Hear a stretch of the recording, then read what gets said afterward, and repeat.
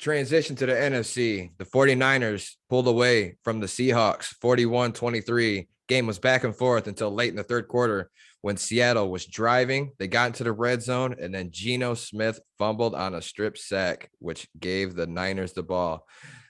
The game was 23-17 when that occurred, and it changed everything. Seahawks had a potential, they had opportunity to go take the lead and stay with them, keep going back and forth, and who knows how the game would have turned out. But that did not happen, of course. Niners scored 18 points in the fourth quarter. Deebo Samuel is back. 6 receptions, 133 yards, 1 touchdown, 3 carries for 32 yards. Deebo is the difference maker on this team, man. They are already so great without him, but when he comes back, they almost seem unbeatable to me at sometimes, man. They are that good. They are that good. Brock Purdy, 18 of 30, 332 yards this kid threw for. 3 touchdowns, no picks. McCaffrey, 15 carries, 119 yards. He had a touchdown reception to go with it. Flip side, Geno Smith, 25 of 35, 253 yards, 2 touchdowns, 1 pick. Not a bad game. DK Metcalf was eating them boys, 10 receptions, 136 yards, 2 touchdowns. Kenneth Walker, who we had as rookie, one of the rookies at top 5 rookies, 15 carries, 63 yards and a touchdown. Decent, not great against the best defense and being the 49ers, in my opinion. So, I mean, I got to try to give him credit. You start falling back, you're not really going to run the ball like that either. But this game to me is exactly why I think the San Francisco 49ers are the most dangerous team in football. And that's what it's looking like right now. Because Brock Purdy had a rushing touchdown as well, so he really had 4 touchdowns. You only threw the ball 30 times. That's what I was just saying in the previous episode and stuff like that. Like, he doesn't need to do a lot. And then you got McCaffrey, 15 carries, 119.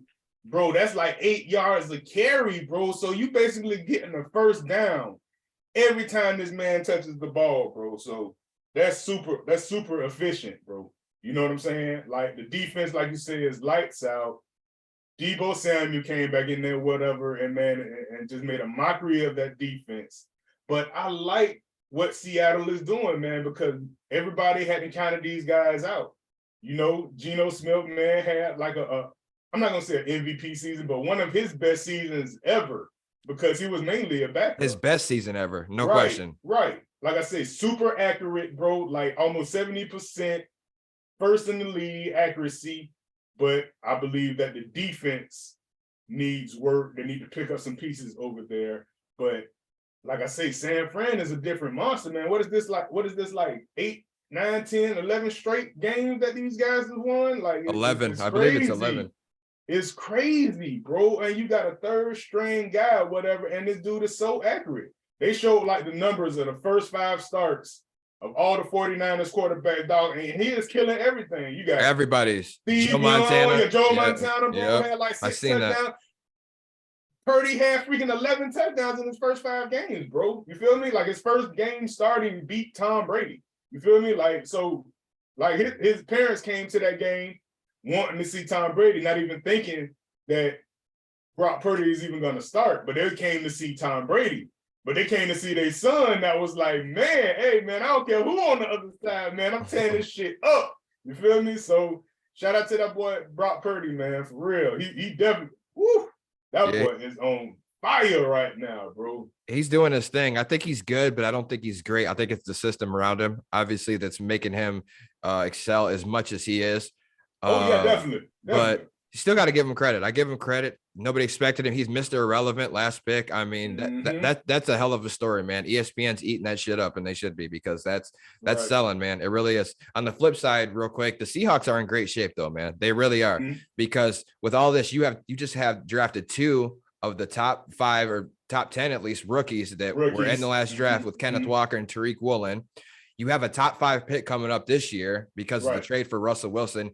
And you luckily just had Geno, like you just elaborated on, his great season. That was his best statistical season he's ever had in his career. He shattered Russell Wilson's passing records for Seattle in a season. So one season, it's looking good for Seattle. They're going to be just fine. They'll be ready to compete next year. But San Fran is that top dog, though, no question. Yep.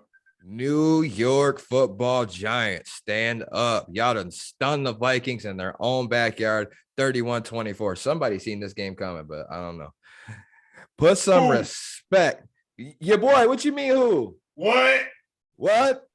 I told you about, I warned you about them Vikings. They frauds when it matters most. Put some respect on Daniel Jones, Danny Dimes right now. What, 24-35, 301 yards, 2 touchdowns, 17 carries, 78 yards. Saquon had 9 carries for 53 yards, 2 touchdowns, both crucial, by the way. The 1-2 punch, they was killing them boys. Got to put some respect on Danny Dimes right quick. Had the game of his life. And who the hell is Isaiah Hodgins, bro? This receiver. 8 receptions, 105 yards, 1 touchdown. You know, when I was doing my stat research, I didn't realize that he ate up the Vikings too back on Christmas Eve when they played. Isaiah Hodgins was eating them up then, but the Vikings were not that good this year, man. And I kept saying that. It finally showed them. They went in, they're pulling off all these close 1-possession games. They're striking up wins. Your luck ran out. Their defense is vulnerable, especially to the pass, man. I know this because I watch a lot of their games this year. The Lions played them twice, beat them once, should have beat them twice. They have so many vulnerabilities here, man. So they got exposed, bro. Well, you hype up Danny Dimes, but I think it was more Saquon Barkley, because when Saquon Barkley wasn't there, it was Danny Pennies. You feel me? It's a 1-2 punch, like you said. It's a 1-2 punch, like you said. But no defense was played in this game. Definitely not from the Vikings. The Vikings is like 27th in defense, total defense. They give up too many big plays, bro. They have all year. So, like I say, it was no defense. It was no interceptions. Like, it was a couple sacks, whatever, from the Vikings. But bro, like I say, they just got outscored, bro. They just got outscored this game. It wasn't a lot from the defensive side. It wasn't a lot from freaking, you know what I'm saying, Daniel Jones. I believe it was Saquon Barkley. And a good defense, bro, will win most of the time.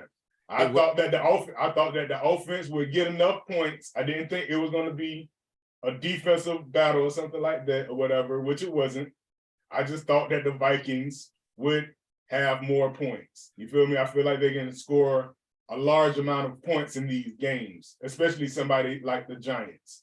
Saquon, yeah, he's pivotal. Saquon's pivotal, no doubt. Right. The 1-2 punch. But look, he's out all year last year with injury. They had bum coach. The Giants have had a bum coach. They finally get Brian Daboll. First year head coach Brian Daboll now with Daniel Jones and Saquon Barkley. Saquon was healthy. Daniel Jones played this season. Their first season, they're in the playoffs, and they just beat the Vikings. I think that is a great amount of success just in 1 year. I know Jones has been in the league a few years, but you go through bum coaches, you go through different structure, you go through different coordinators. Like, you got to adapt to this. Like, that's why Stafford, I felt like when he was in Detroit, caught so much flack, because how many coaches did he go through? How many coordinators did he go through? How many? It's just, it's a tough process, man. It really is. So the first year showing promise, Daniel Jones's first playoff game, and he has the best game of his career. I'm just saying, you got to put some respect on Danny Dimes. We'll get into that a little bit more later too, but that was a hell of a game. But that's mostly from Saquon Barkley, though, being healthy.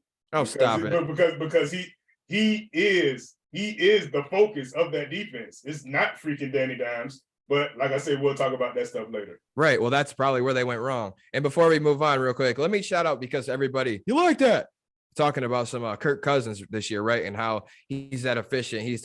Let me just reiterate right now. I've said it so many times that Kirk Cousins is not this dude. You just wait for him to screw up. You wait for him to screw up when it matters the most. In the playoffs, if they make it, yes. Or if they fall short of the playoffs. This man went 31-39, 273 yards, 2 touchdowns, no picks. Right. Pretty good looking game on paper, right? Mm-hmm. Okay. 4th and 8. 1:55 to go in the game. You throw a 3-yard pass to a tight end who's tackled immediately. Need I say more? You like that? That's the pressure. That's the pressure on them boys, man. That was the pressure on them. Missed the 3rd and 8 throw, the pass before that, that should have been completed too. So yeah, one of the 8 incompletions was the throw before that, and then you blow it on the 4th down. You throw it 3 yards when you need 8. That is just dumb, stupid, millions at waste. Great season for nothing. Great season for nothing. Shout out TJ Hawkinson over there, 10 receptions, 129 yards he had, and he was ultimately the one that got the 3-yard pass at the end of the game that got tackled early. But I digress. Justin Jefferson, 7 receptions, 47 yards in a playoff game. That's the best receiver in the game, ladies and gentlemen. Right. Nah, I'm not feeling that. You can't get top dog like that, bro. You can't get top dog status like that. In bigger games this year, he's been shut down.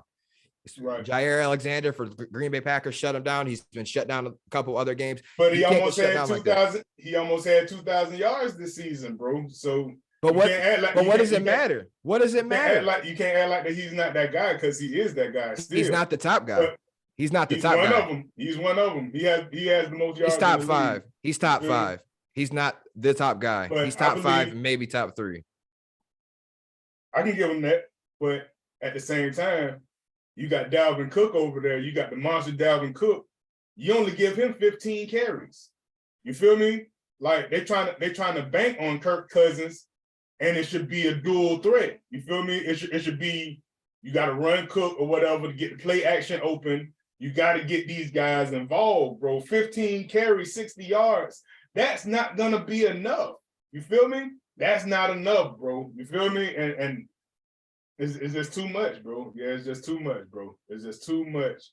Dalvin Cook should be the key piece, bro, to this offense. I don't know if he's still injured a little bit or whatever because he didn't play a lot last year, but bro, this is the talent that you need, bro, to keep that stuff moving, bro. You feel me? So if you're not gonna use Dalvin Cook, bro, just get rid of him, man, and get another receiver. You feel me? Like, because that's the key to this stuff, bro. Definitely needs to be utilized more. I can agree with you on that, no doubt. Sam, I'm sorry, brother. We got to talk about it. That game that we watched between the Dallas Cowboys trouncing the Tampa Bay Buccaneers, 31-14. First road playoff win for the Cowboys since beating the 49ers in 1993. Dak Prescott responded to all the criticism after his last horrible game, posting a 25 of 33 incompletions, 305 yards, 4 touchdowns, no picks, ran for a touchdown. Cowboys offense was clicking on all cylinders. Bucs offense was just as stale as it's been all year. Couldn't get any rhythm going. Tom Brady, 35 of 66, 351 yards, 2 touchdowns, 1 pick, being the first red zone pick he's thrown in 3 years? 3 years since he's been with the Bucs. 4 years, yeah. Since 2019 now, actually. But everything that can go wrong did go wrong. The Bucs defense was letting the Cowboys ball on them. I felt like with crucial plays, it's just like they struggled to get him to punt sometimes. Brady was tap dancing, being rushed like crazy. Him and his receivers weren't even on the same page. Different routes being ran. It was crazy. But this pretty much sums up your season or why you had a losing record this year. Because when you have a 45-year-old quarterback, whether he's the greatest to ever do it or not, he's not what he once was. And when you ask him to throw 40, 50, however many passing attempts per game, we'll talk more about this in a little bit too, but I just think it's putting too much solely on his shoulders to throw the ball when you have no run game. He attempted 66 passes this game. I understand they were down all game, but that is ridiculous, man. Too much, man. Crazy. Shout out to the Cowboys. Now, I'm not a hater because those boys played out of their mind, man. It was a point in that game, I think Dak Prescott hit like 15 straight completions in that game. You got the tight ends. The freaking fast as hell, bro, like freaking breaking through. You got freaking Zeke. You got Tony Pollard over there doing work, bro. Those boys are built to last. You feel me? But I felt like that with the defense or whatever, because we beat them 19-3 the first time or whatever, I thought it would be somewhat similar, because he just had that bad game against Sam Howell and the Commanders. Oh God! I thought, and I thought, like I say, hey, he's falling off or whatever. He's throwing all these picks and stuff or whatever. But bro, the simplest offense that they had, bro, running crossing routes, bro, and was beating us every time. We was like a second behind every time, bro. Cowboys had our number. It's about time because Brady had to win 7-0 against, you know what I'm saying, Dallas. Career 3-0 against Dak Prescott or whatever. So Dak Prescott tired of that stuff or whatever. That doesn't mean that he's gonna go to San Fran or whatever and do any of that stuff because we're in shambles anyway. Then I hear that they're trying to fire Byron Leftwich and stuff like that now too. So it's a lot going on, but they really need to fire Todd Toilet Bowles. That's who they need to get rid of. They should have kept him at DC, like I said before. But like I say, man, Tom Brady, man, this might be his last year in Tampa. It might be his last year forever. There's no telling, but I just want to give you a shout out, man, for real, for handling business and stuff like that, because I'll really get on you this year. But I felt like with all the stuff that was going on, bro, I don't even really feel like you should have even, you know what I'm saying, been playing or whatever. But you still had 25, nine interceptions or whatever, which is well. But like I say, man, you did big work for us, man. So shout out to you. Yeah, man, that was painful to watch as a Brady fan. It really was. I have no hate towards the Cowboys. We know that. But yeah, it was just painful to watch as a Brady fan. But yeah, that was crazy. It was sour, bro. It was sour. They didn't get run, nothing going. We couldn't do anything. We couldn't cover. Bro, I'm talking about these guys were so wide open. The freaking tight ends, bro. Like, Jesus. I've never seen a core of tight ends that's so fast and strong and athletic and everything, bro. Like, these guys got something going on over there, bro. They do. Yeah, gotta credit the Cowboys, man. Who's gonna be the starting quarterback for the Bucs next year? I don't know. We might have to draft somebody, but if not, we got Kyle Trask, baby. Jesus Florida, Christ. Baby. Hey, get him in a chance, man. Oh my God. Baby, for real. Let's go. And we might scoop up Heineke because they trying to put Sam Howell in there, man. Heineke might be Lamar Jackson, man. There might be a lot of guys, man. For real. A lot of people gonna be free agents, bro. We got the bread. Come on down to Tampa Bay, man. Win you a chip, bro. Kyle Trask, bro. You got me vaping on the air, bro. Go ahead, man. For real. Puff ass. There you go. I don't think you need no more talking that Kyle Trask shit. Oh, Lord have mercy. That's my guy, man. That's my guy.